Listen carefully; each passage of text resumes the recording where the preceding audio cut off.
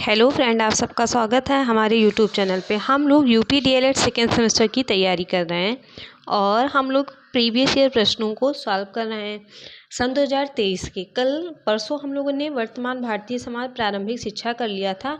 कल हम लोगों ने नवीन प्रयास किया। आज हम लोग का जो थर्ड पेपर है विज्ञान, आज हम लोग इसके क्वेश्चन को देखेंगे।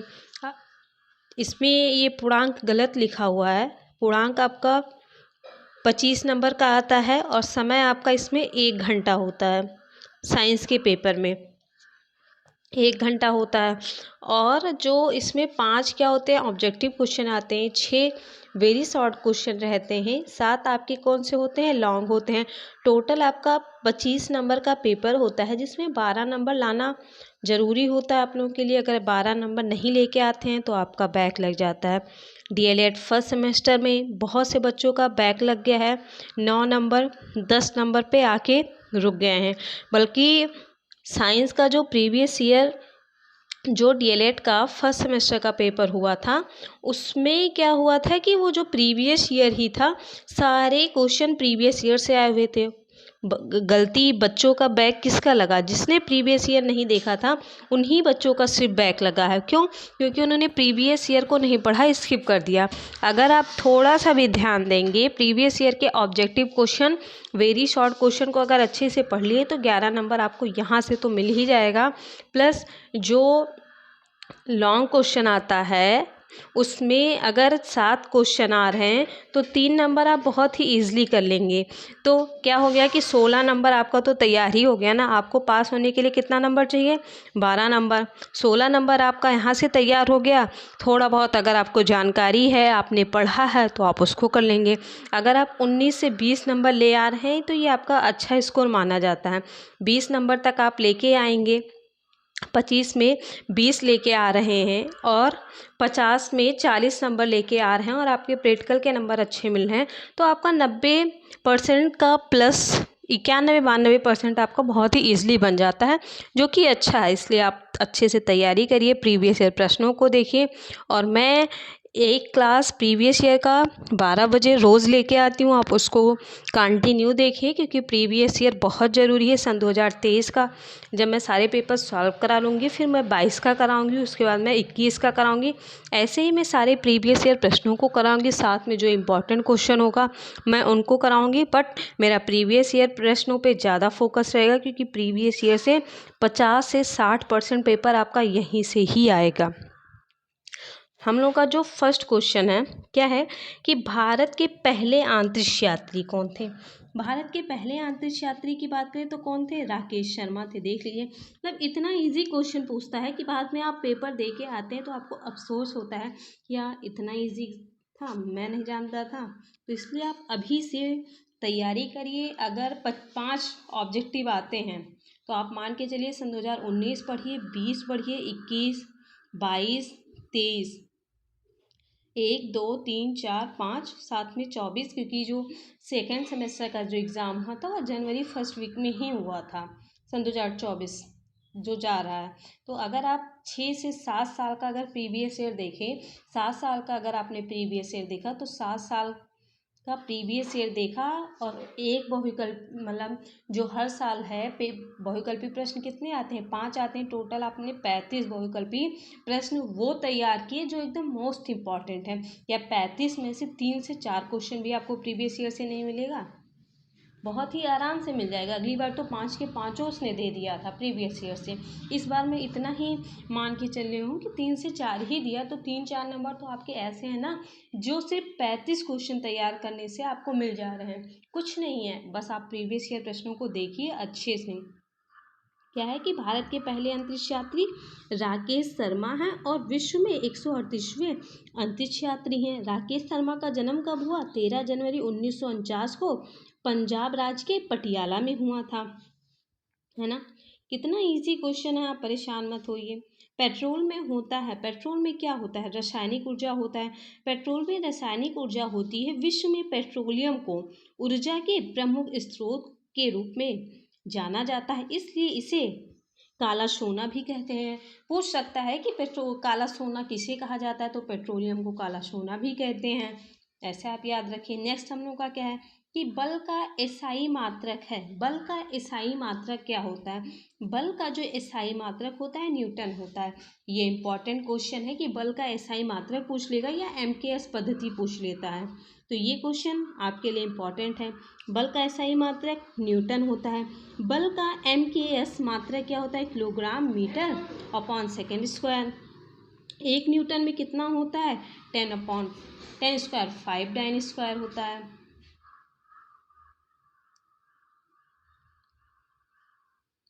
केवल जंतु कोशिका में पाया जाता है, तो जंतु कोशिका में क्या पाया जाता है? सेंट्रोसोम पाया जाता है। क्या पाया जाता है? सेंट्रोसोम केवल जंतु कोशिका में पाया जाता है। ये जितने भी फार्मूले दिए हुए हैं, रासायनिक सूत्र दिए हुए हैं, बस आप इन तीनों को याद कर लीजिए। ये 4 जो आपके हैं, ये 4 तैयार करिए। 1 नंबर आपके 100% यहीं से आएंगे। यही 4 बार बार पूछता है घुमा घुमा के। चूना का जो रासायनिक सूत्र CaCO3 है। चूना का रासायनिक सूत्र CaCO3 है। धामन सोडा का क्या हुआ? Na2CO3 हो गया। बुझा चूना Ca ब्रैकेट में OH ब्रैकेट बंद वोल्टाइज 2 है। काला चूना क्या होता है? काली चूना जो क्या है? CaO है। बस 5 नंबर तैयार। 5 में से ये 4 क्वेश्चन आपको, इसी 4 में से 1 नंबर यहाँ मिल जाएगा, 100% है। और एक क्वेश्चन ये आपका बहुत रिपीट होता है, इसमें से आपको तो 2 नंबर आपको यहाँ से मिल जाएगा सिर्फ 5 क्वेश्चन पढ़ने से। ये हमारे हो गए। अब हम लोग वेरी शॉर्ट प्रश्नों को देखेंगे। ये ऐसे हैं जो 1-1 नंबर के पूछे जाते हैं, अति लघु प्रश्न। इसमें क्या होता है कि 1 नंबर का होता है, कुछ है थोड़ी ना इसमें। वैक्स मानव शरीर में कितनी अस्थियां होती हैं? बच्चा जानता है, हर कोई जानता है।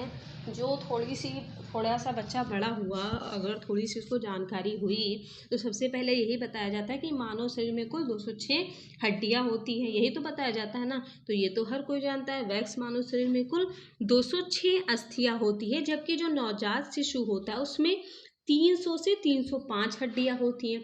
नवजात शिशु में 300 से 305 हड्डियां होती है, और वैक्स में कितनी होती हैं? 206 होती है। ये आपसे किस में ऑब्जेक्टिव में पूछ लेगा कि मानव शरीर में कुल कितनी अस्थियां हैं? 206 दे देगा, 205, 204, 3 दे देगा, तो आपको सही टिक करना रहेगा।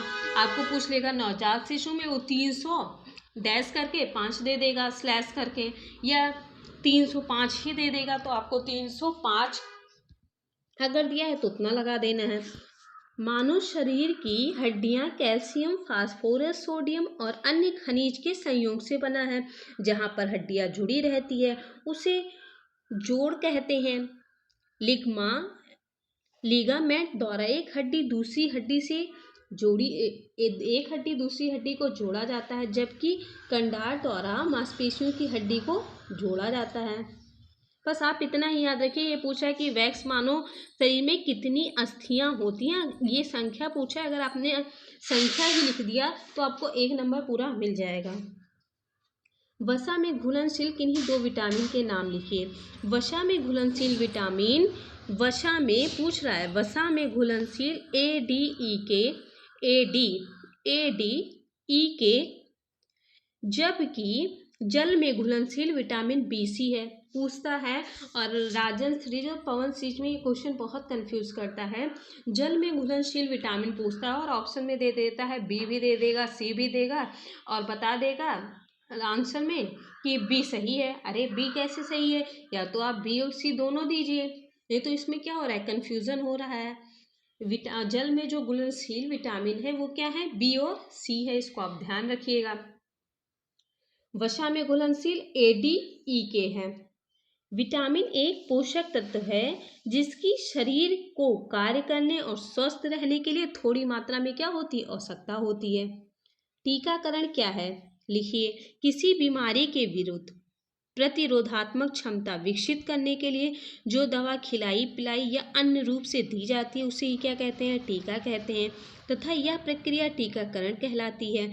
संक्रमण रोगों की रोकथाम के लिए टीकाकरण सर्वाधिक प्रभावी एवं सबसे सस्ती विधि मानी जाती है। मतलब हम टीकाकरण का उपयोग क्यों करते हैं? टीकाकरण का हम प्रयोग सिर्फ इसीलिए करते हैं, हम प्रतिरोध जो ये हमारी बीमारियां हो रही हैं उससे बचने के लिए हम प्रतिरोधक के रूप में क्या टीकाकरण का प्रयोग कर रहे हैं।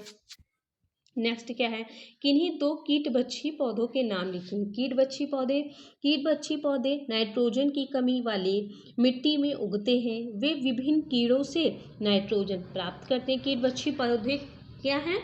तो कीटबच्ची पौधे नाइट्रोजन की कमी वाले मिट्टी में उगते हैं। वे विभिन्न कीड़ों से नाइट्रोजन प्राप्त करते हैं। उदाहरण के लिए पिचर प्लांट, कोबरा लिली और वीनस फ्लाई ट्रैप, ये सब क्या है? कीटबच्ची पौधे हैं।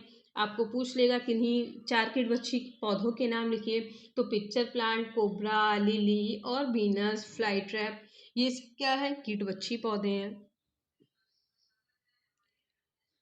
किसी तत्व के दो समस्थानिक परमाणुओं में से किसकी संख्या भिन्न होती है?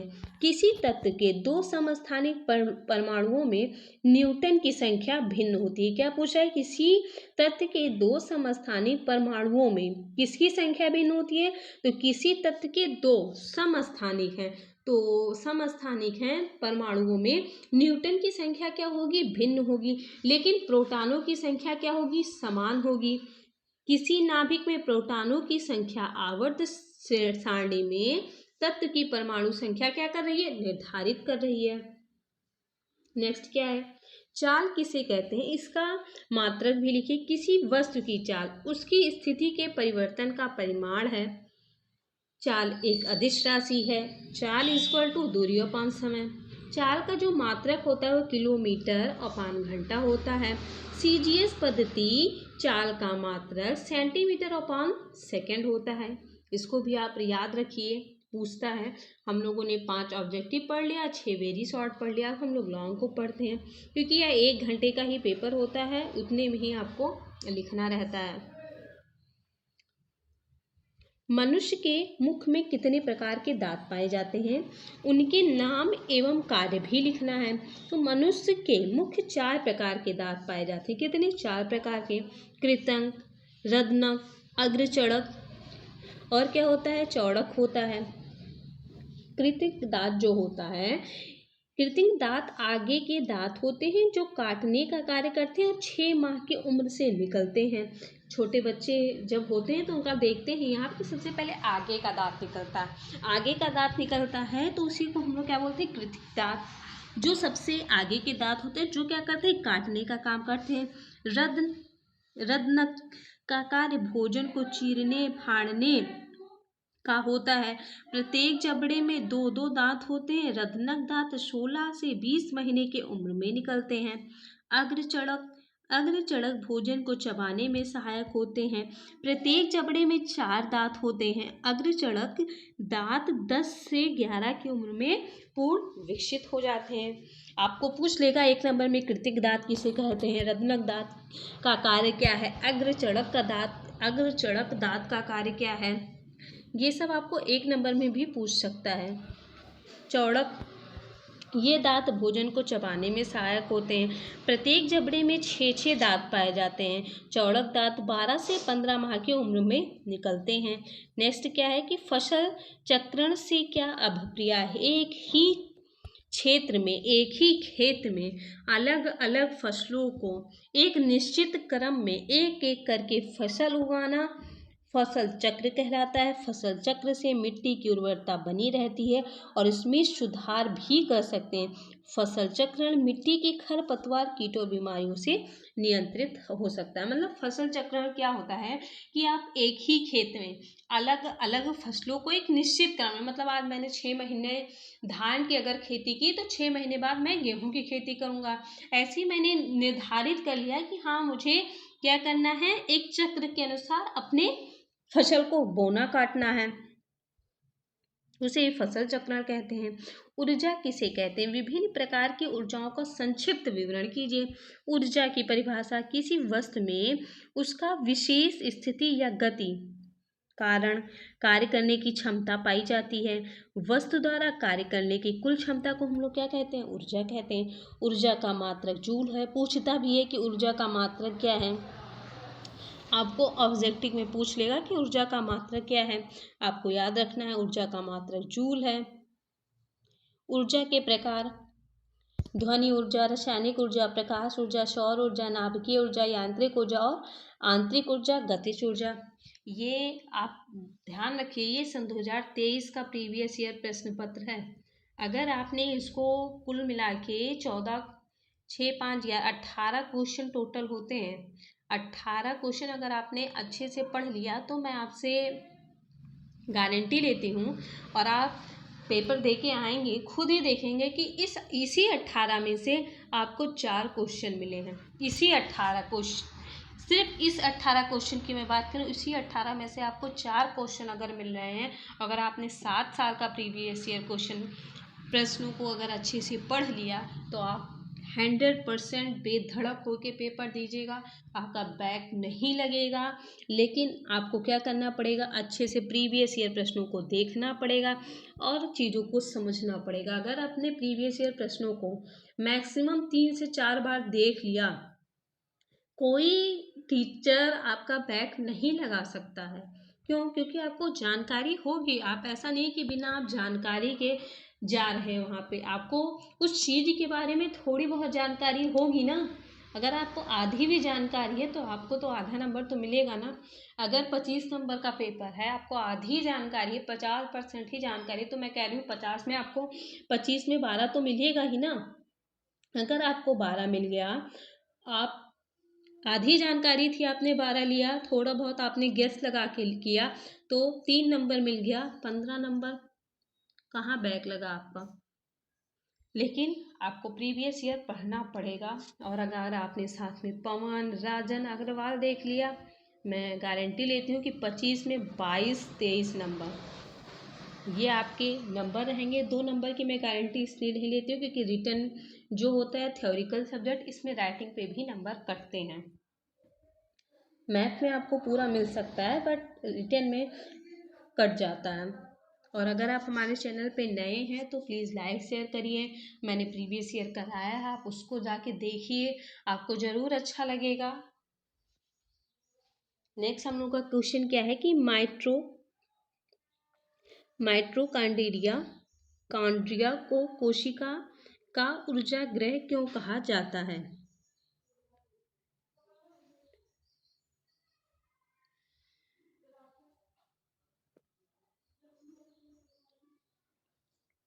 माइटोकॉन्ड्रिया को कोशिका की ऊर्जा के ऊर्जा गृह के रूप में माना जाता है क्योंकि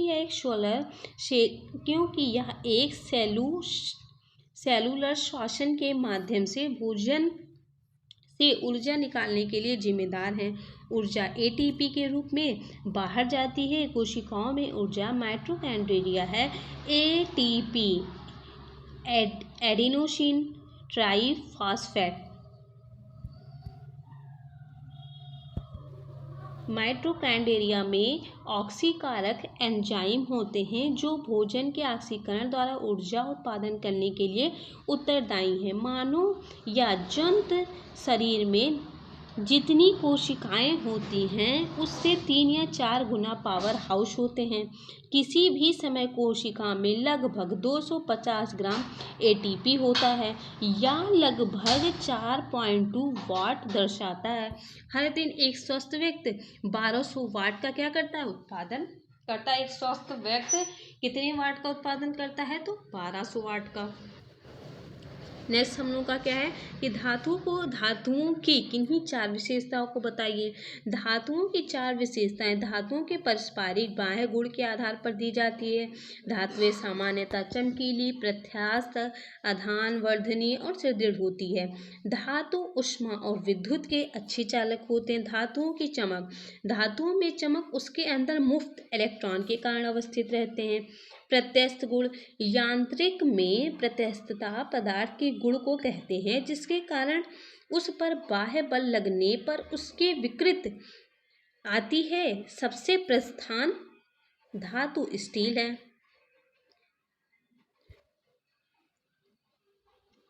आधातुवर्धनीय, धातु का ऐसा गुण जो हथौड़े से पीटने पर चादर के रूप में क्या हो रहा है, फैल रहा है। उदाहरण सोना, लोहा, एल्युमिनियम, तांबा। इसको आप जितना पीटेंगे वो उतना ही निखर के आएगा।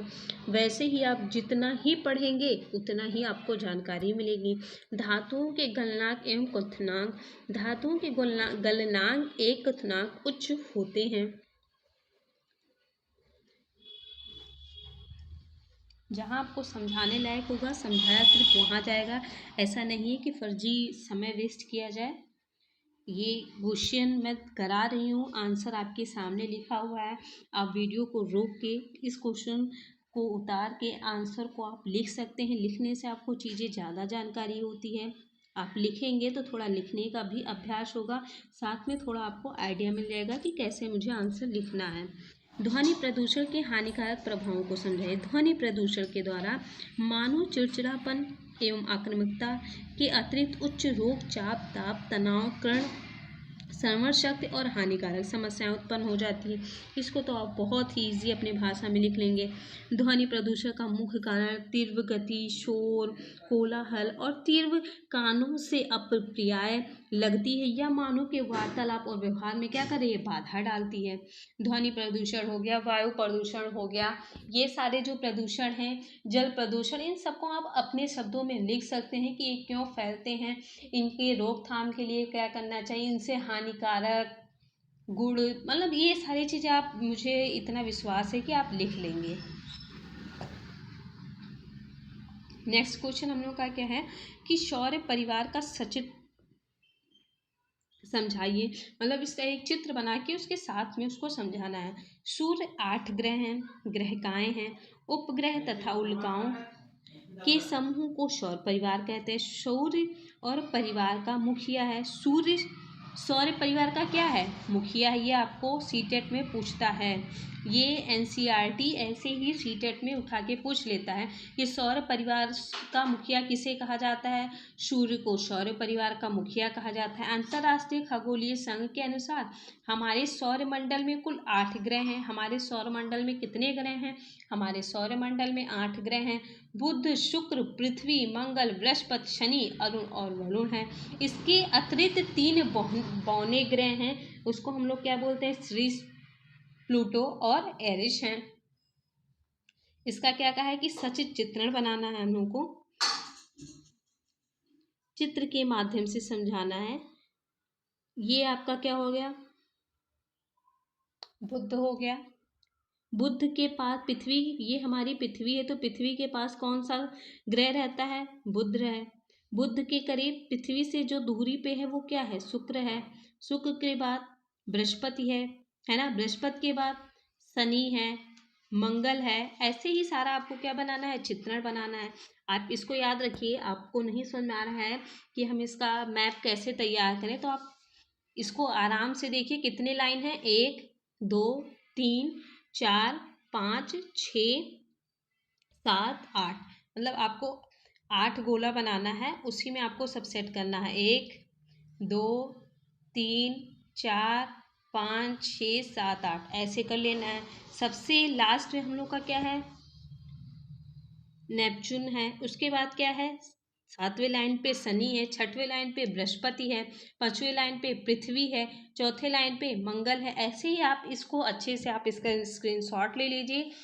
स्क्रीनशॉट लेके चीज़ों को समझ लीजिए कि कितनी लाइन है, किस लाइन पे कौन सा ग्रह है। इन सब चीज़ों को आप देख लीजिए, क्योंकि इसका सचित्र चित्रण करने आता है। और आप इसको याद रखिएगा कि कुल कितने ग्रह हैं, तो कुल 8 ग्रह हैं। कुल कितने ग्रह हैं, 8 ग्रह की बात करते हैं।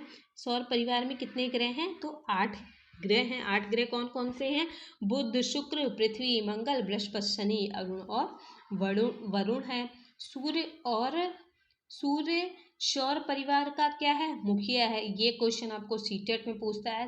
मतलब ये एनसीईआरटी से ऐसे ही उठा के देता है कि सौर परिवार का मुखिया किसे माना जाता है, सूर्य को सौर परिवार का मुखिया माना जाता है। सबसे निकटतम ग्रह कौन सा है, सबसे दूर ग्रह कौन सा है, ये इन सब चीज़ों को आप याद रखिएगा।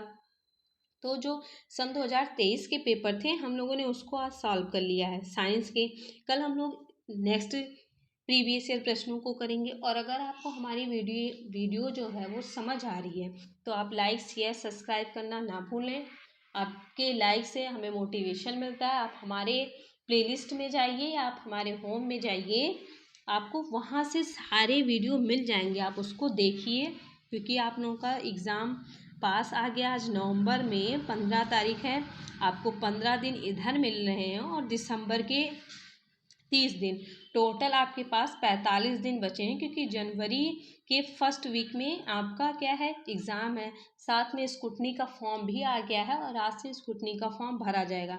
जिन बच्चों का 1 से 2 नवंबर का बैक लग गया है वह इम्प्रूवमेंट फॉर्म भर दें और अपना इम्प्रूवमेंट फॉर्म भर के अपना मार्क्स अच्छा कर लें, बढ़ा लें, जिससे आपका जो रिज़ल्ट लिखा हुआ है फेल, वो आप पास हो जाएं और आप फिर टेंशन फ्री होकर सेकेंड सेमेस्टर की तैयारी करें। और अगर आपको वीडियो पसंद आ रहा है तो प्लीज़ लाइक से सब्सक्राइब ज़रूर करें। धन्यवाद।